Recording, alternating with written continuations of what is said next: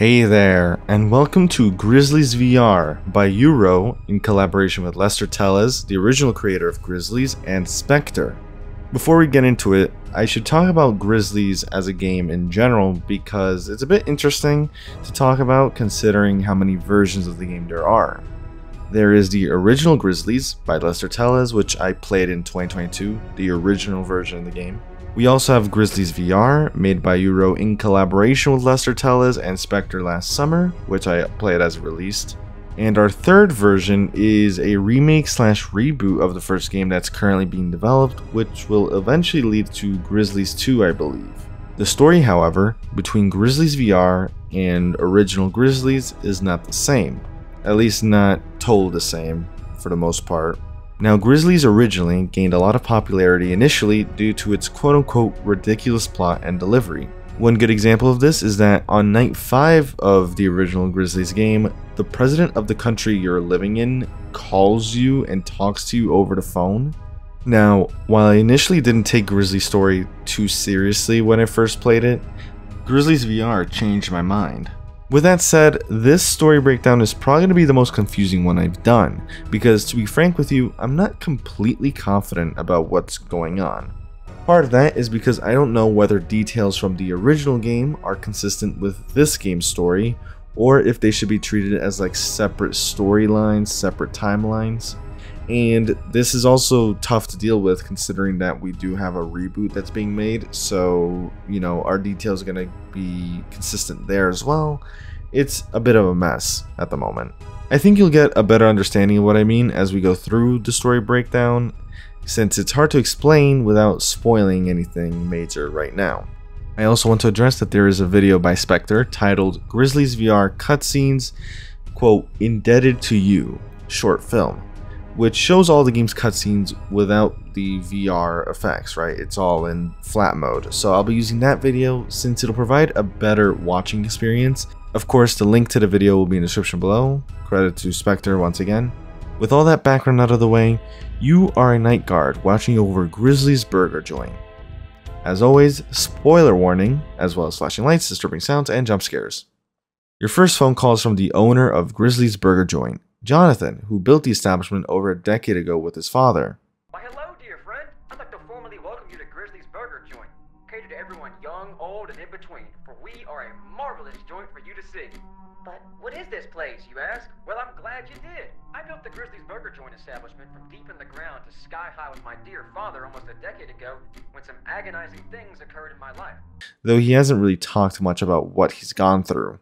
Despite this though, this place has been his Saddening, I know. But this has been my one and only pride and joy. I myself designed these beautiful and lovely animatronics, ones to bring joy to all. So, if I may ask, please refrain yourself from laying a single finger on these precious mascots. Not only did he create the establishment, he's also the creator of these animatronics, which he goes on to describe as beautiful and lovely. I guess that's one way to look at them. He then goes on to explain how your doors and cameras work. However, he doesn't really explain why the animatronics even try to wander in your office in the first place, so we just deal with the general idea of don't let them in or else you die. After the first night, when you head back to the main menu, you'll find that a new tape has appeared titled Desperation. Jonathan's hiding in his office from Grizzly, who's always watching him. I'm not crazy. I know I'm not crazy. He's watching me. I know he is. I have to prove it. I have to. Jonathan once considered his creations to be his pride and joy, but now he's afraid. But not just of all the animatronics, he's afraid of one in particular. As long as I stay still, he won't hurt me. Right? Yeah, right, okay.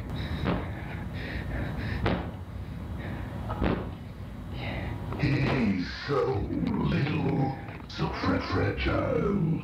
His head could easily be broken by my foot. No, I would never. I will never. My pride and joy. I think that's understandable. Grizzly just lingers outside the door and describes in detail how Jonathan is little and fragile and can easily be broken by Grizzly. Now, while this is nothing new for this genre especially, things take a darker turn when Grizzly immediately says that he would never hurt you because you're their Pride and joy. Am I your pride and joy, Jonathan? Am I? 'Cause you're mine. So little, so fragile. You could break so easily compared to me. I wouldn't let that happen. No one can do that to you. You are my pride and joy. I'm not sure I understand. Can you explain? Oh my god! Oh my god!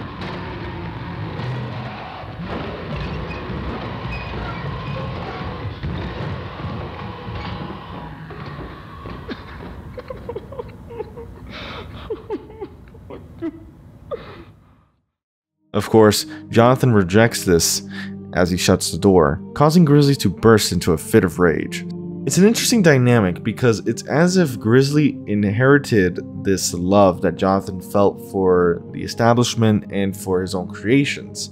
But Grizzly has a very odd way of showing this love. You know, in Jonathan's case, obviously Jonathan describes how the animatronics are, you know, his pride and joy, but they're beautiful and lovely. He doesn't see it in a violent manner. But Grizzly literally goes out of his way to say how Jonathan is so weak compared to him. Overall, it's an interesting dynamic for an animatronic character so far. Our next phone call is from a new caller who refers to us as Angel. Overall, I'm just going to say this phone call is hard to explain on its own.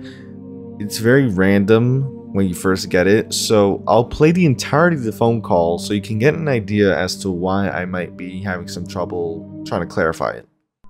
Hello there, Angel. Oh, Angel. You must be asking yourself what you're doing here at this point, my dear. Oh, dear Angel. You do have some learning to do, don't you? All of this? All of this is so you understand exactly what has happened. What you created. All the sufferings, the death that Jonathan had to go through just for you to leave him behind. Saddening, isn't it? So shameful, so pathetic. For you, that is. And what luck to be able to take advantage of it all. Oh, Angel, I have a plan. A plan that will change the entire world for what you've seen it to be. I have a plan. And don't you worry. It'll be for the better. We'll see. There's a bunch of questions I have after this phone call. For example, he tells us that we have some learning to do, but what is it exactly that we're going to be learning? Does this have something to do with the tapes? The caller goes on to suggest that we are somehow responsible for everything that has happened. Is he referring to Jonathan's conflict with Grizzly or some other incident that we don't know about? According to the caller, we have a deeper connection to Jonathan aside from the employer-employee relationship, and we eventually abandon him. It's odd considering how when you look back at the first phone call, there's nothing suggesting that Jonathan knows who we are, and there's nothing suggesting that there's any bad blood between them. So how is that possible if we so-called abandon him? It's a bit odd in terms of the context that we're given. Let's not forget though that he also has a plan to change the world for the better. Like I said, this phone call feels pretty random, like we're missing something, but maybe that's on purpose. Another new tape. Sleep. You just don't understand, man. I told you. They keep walking around and watching me sleep. This is getting ridiculous. I just want it to be over, man. I'm tired of going to sleepless nights. I'm tired of telling them to go away. I already took off Grizzly's chest plate, and I'm currently going to try to disassemble them and edit the programming system. This will show the government, the regime, all of them, all the people who think I'm a sniffling liar, that I am telling the truth. Jonathan's torment hasn't stopped, causing him to suffer sleepless nights. He then goes on to say that he'll prove the government, everyone who thinks he's lying, wrong. Now, in the original game, Jonathan's displeasure with the government specifically is easily explained, though I can't confirm this happens in the VR version. So first off, the original game takes place in a country currently ruled by a corrupt government. Considering he refers to the government as the regime, this detail is possibly true in the VR version. In the original game, you play as Jonathan, and your property, the diner, is seized by the government, causing you to camp out in it.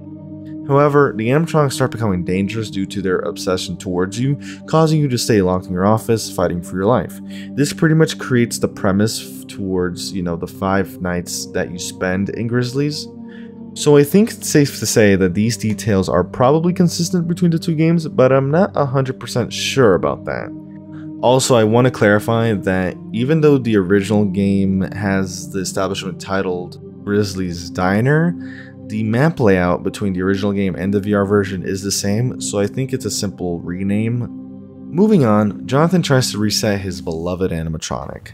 These creations I've made are nothing but twisted evil metal that somehow created life. I never intended for them to be this smart. It was all an accident. I will fix this. You know, John, remember that one time you killed that guy for coming into our place? Our pride and joy. A place that is meant to be a happy place. You know what you did. You made it not so happy.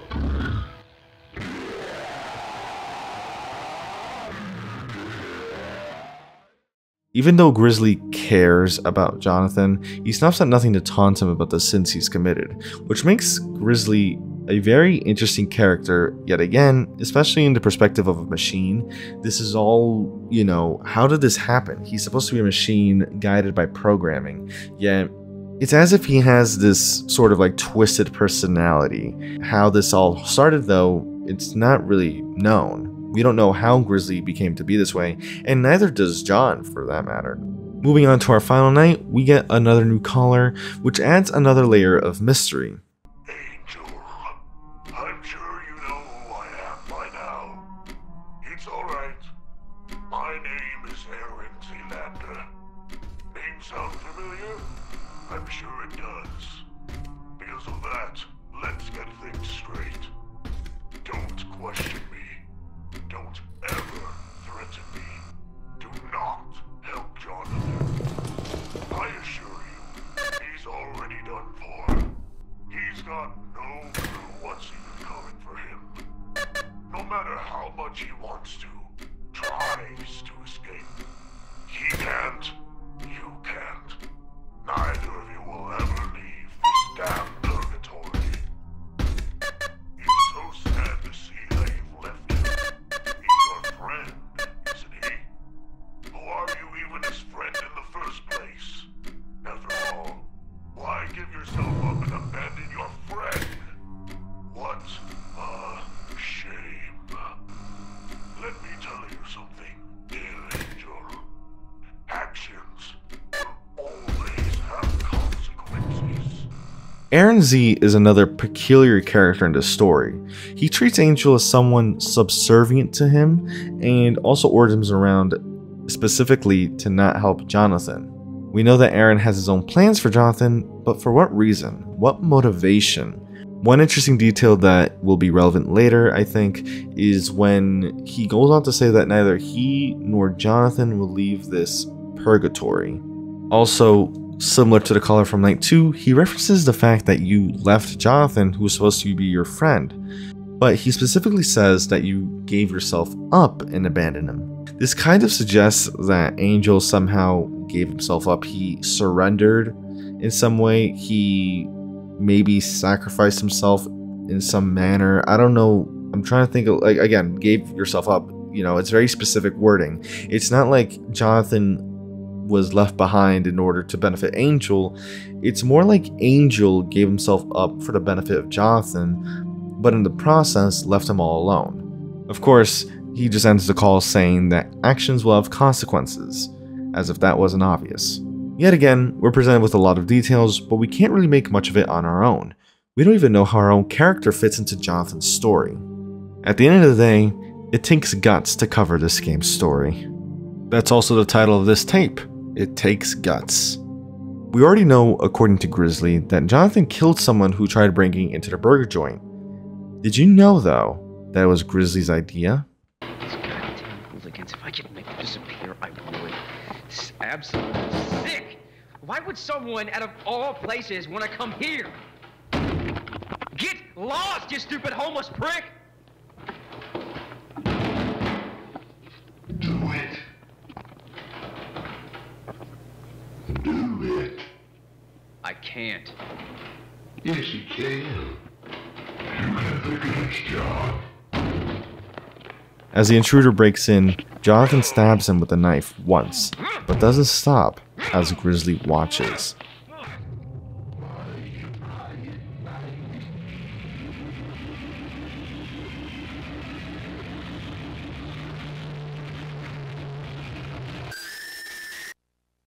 So in the end, Grizzly got his pride and joy to kill someone, and then proceeded to taunt Jonathan about it afterwards. Talk about a very twisted sense of affection. Now, considering night 3 was the last night, all you have left is the custom night, and if you manage to beat 420 mode, you get a 4th tape, with the same title as Spectre's video, Indebted to You.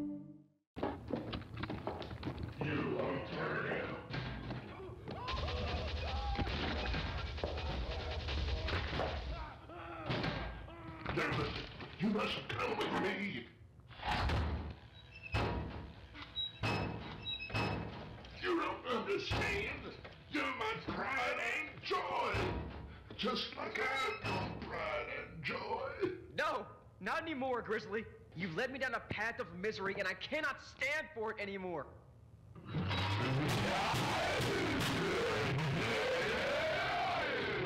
Already, we know Grizzly kills someone, saying that you won't hurt him. He's trying to protect Jonathan, but from who? Either way, Jonathan doesn't seem interested in Grizzly's help. For the first time, Grizzly sounded somewhat human when he asked Jonathan to go with him. He sounded concerned, scared. Again, this sense of human emotion is very odd for an animatronic to have. Of course, it didn't last long, as Jonathan rejects him and Grizzly had enough.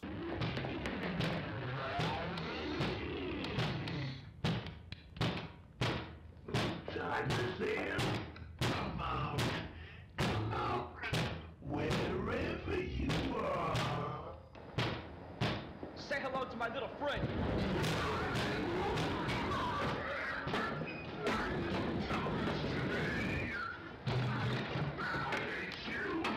Also, I never would have expected Jonathan to have a flamethrower lying around. You'd think he would have used it earlier. Then again, that's probably because of this. Oh shit.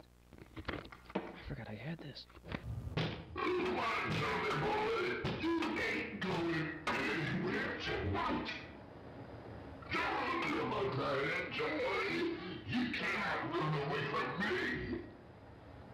I am not your friend anymore. It takes guts for you to say that to me, John. But I don't think you have the guts to face the flames that I'm about to hit your face.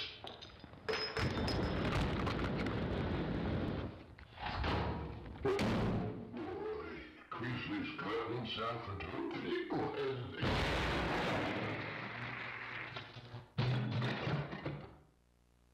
Jonathan blows up Grizzly, the end. But did it really get rid of him? The story, based on the tapes, mainly revolves around Jonathan and Dear Grizzly, but the story's far from over. Aside from Grizzly and John's interactions, we know that at least from the 4th tape, someone's after John, but we don't know why. Could it be related to the Night 3 caller who has plans for Jonathan? Maybe it's related to the Night 2 caller instead. Not only that though, but the callers from Nights 2 and 3 are a bit more focused around your character, Angel, and your relationship/history with Jonathan. Now while we don't know much about them, thanks to the credits, we do know their names. In the voice acting section of the credits, aside from Grizzly and John, there are two other characters listed, the Coaxer and the President. Assuming the credits are in order of appearance, this means that the caller from Night 2 is the Coaxer and the caller from Night 3 is the President. I'm going to take a wild guess and assume that the President literally means the president of the country you're living in, since Jonathan gets a call from quote-unquote the President in the original game. But so far, that's all we know about these callers within the game. But what if we go outside of the game? I've already mentioned Spectre's video titled Indebted to You, which has all the game's cutscenes. What I didn't mention is that this video adds some very important details. A monologue from the Coaxer. To coax means to gently and persistently persuade, usually a form of manipulation. So if we take a look at the character the Coaxer, who are they manipulating or trying to persuade? Is it you, Angel, maybe Jonathan? Or perhaps the world itself, since we know that based off the Night 2 phone call, the Coaxer has plans to make the world better. The short film Indebted to You by Spectre is indeed a collection of the game's cutscenes in order, but between the cutscenes, the Coaxer speaks to Angel, showing him the events that occur in the tapes. This is pretty much setting up the context for what's happening in game. That would mean that the tapes, quote unquote, are being given to you by the Coaxer. But are they actually just tapes? Before we can get into all that, let's start at the beginning. The video starts with Grizzly saying that you've been in a serious accident. Hello there, it's Grizzly the Bear. You seems to have been in a pretty serious accident. Scared? Don't be, my friend. It takes guts to live a life of adventure. Just lay down and collect your thoughts. Dial into the story that's about to be told. A story told by the Coaxer. It takes guts to listen to your favorite station. 72.1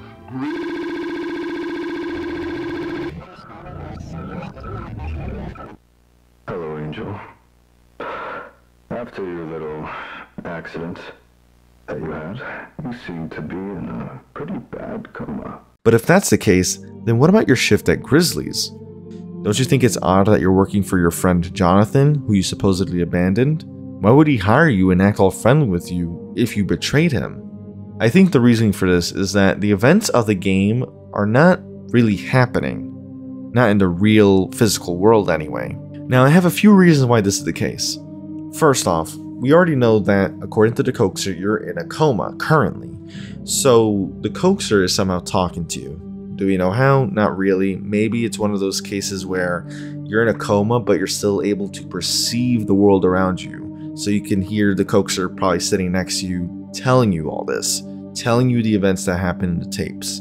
If that's true, then that would mean the shifts aren't real. So what about the phone calls?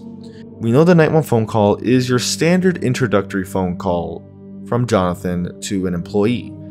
Maybe this is back when you weren't friends with Jonathan and were just an employee to him, but over time ended up growing closer to him. Now with the Night 2 phone call, we could argue that this was part of the Coaxer's monologue, though interestingly enough, this part of the phone call is not in the video. So, it's just some additional context from the Coaxer, I suppose.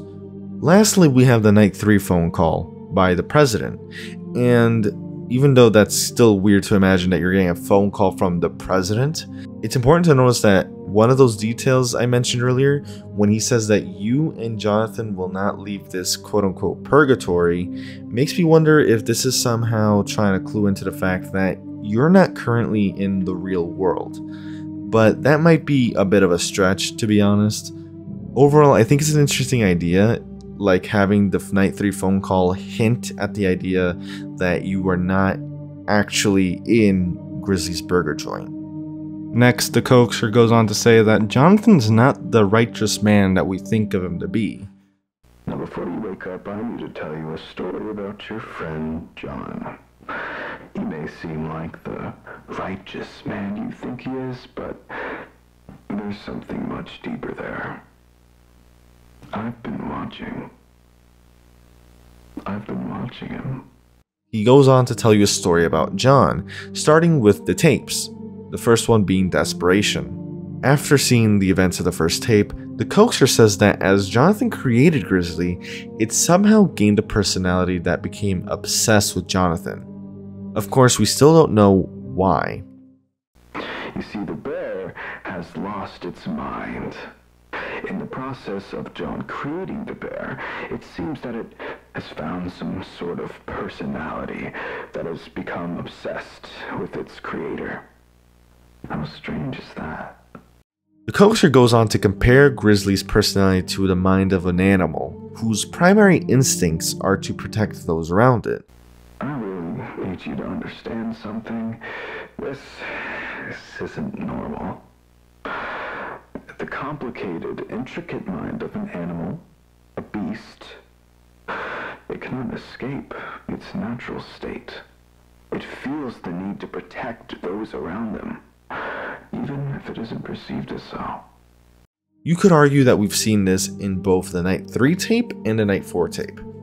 As we know, in the Night 3 tape, Jonathan kills someone that was attempting to break into the burger joint, thanks to Grizzly's idea, of course. You could argue that Grizzly was trying to help Jonathan, trying to protect him by encouraging him to defend himself. I think the better example, though, is obviously in the Night 4 tape, where you literally hear Grizzly killing someone at the very beginning. You also can't forget that right after this, Grizzly goes to Jonathan asking him to go with him, sounding worried.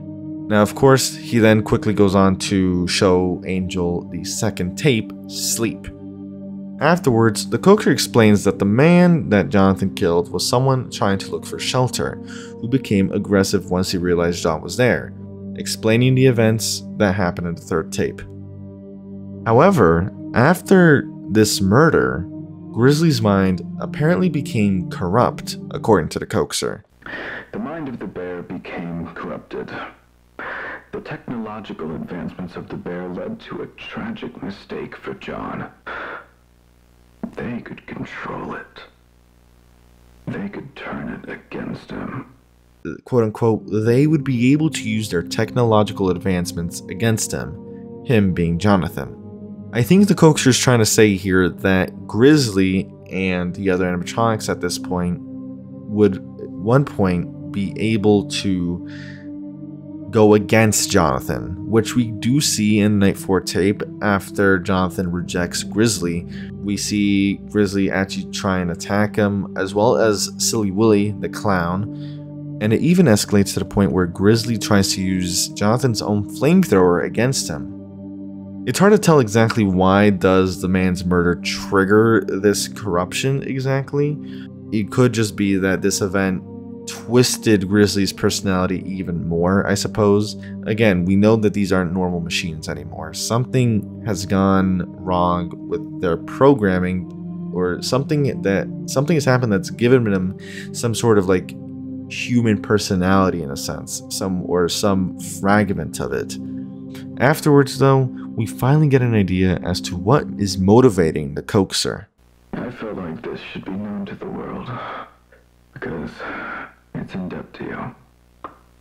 This story is in debt to the ones who can't understand the bigger pictures. The players at work.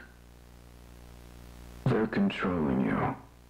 This story, Jonathan's story, is in debt to those that can't see the big picture, and the coaxer wants to tell this story to the world.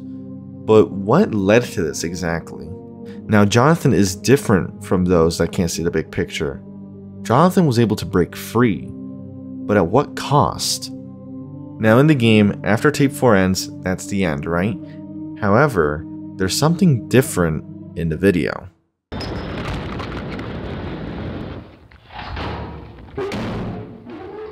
Grizzly's got himself into a pickle, hasn't he?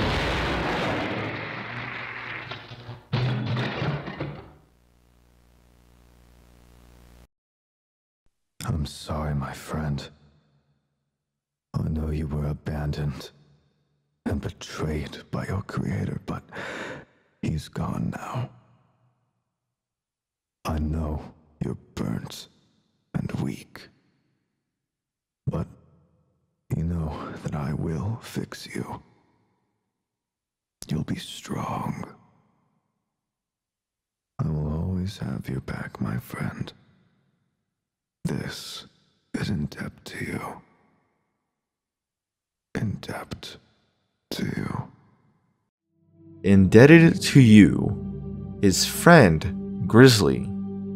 The Coaxer pledged to fix Grizzly, to make him strong again, to have his back. So the fourth tape's title, the title of this video, makes sense now. It's in the perspective of the Coaxer. The Coaxer is indebted to Grizzly. But why exactly? I'm not sure. I don't know why exactly he sees Grizzly as his friend. Maybe it's a reference to personality. Maybe someone's personality got infused with Grizzly and this person was someone that the Coaxer knew. That's like very out there and nothing suggesting that, but it's an interesting idea again that, you know, might as well be up in the air. Now, I'll be completely honest, I'm still not that confident on what to make of all this, especially with regards to our character, the Coaxer, and the President. And I think this was on purpose. And I'm saying this because of the fact that there is a reboot happening, and I think that's where the story will really be told in its entirety. It's kind of hard to really tell what's going on because the original game mentioned some events that aren't mentioned in the VR version, specifically his girlfriend, and this game goes further in depth, at least if I remember correctly, on the Coaxer as well as Grizzly's relationship with John. So I don't know if I feel like the VR story is supposed to be its own thing, and you know, the real story of Grizzlies or the full story of Grizzlies is gonna be told in the reboot. So in terms of the main story, it seems to be about John and his relationship with these creations of his that have grown obsessed towards him, and I'm hoping that the reboot does a better job of including the other animatronics, because obviously they didn't get mentioned at all in this story breakdown because there's nothing to tell. The only time we see anything of them is literally in the last tape where you see the clown get a cameo trying to attack John before he pretty much just puts him down with his flamethrower. Overall though, the game story so far has piqued my interest, so I wanted to try my best and share it with you as clearly as I could. But of course, there's still a lot of questions that remain unanswered, and I think it's going to be like that until we get the reboot. But I'm still excited regardless. Overall, there are still a few questions I still have, specifically about the Coaxer and his relationship with Angel. Why does he seem to get angry over Angel's abandonment of John? And what did the President mean when he said that actions will have consequences? Maybe that ties into the Night 4 tape, but these are some questions I just want to throw around. But for now, that is the end of Grizzlies. At least until the reboot comes out. But of course, with all that said, I hope you did enjoy. If you did, leave a like, subscribe, all that good stuff. Lets me know you're enjoying the content and want to see more of it. The game's in the description below as always, as well as Spectre's video in the description. Great job to Euro, Lester Tellez, everyone that worked on the game, once again. And with that said, I'll see you in another video. Take care.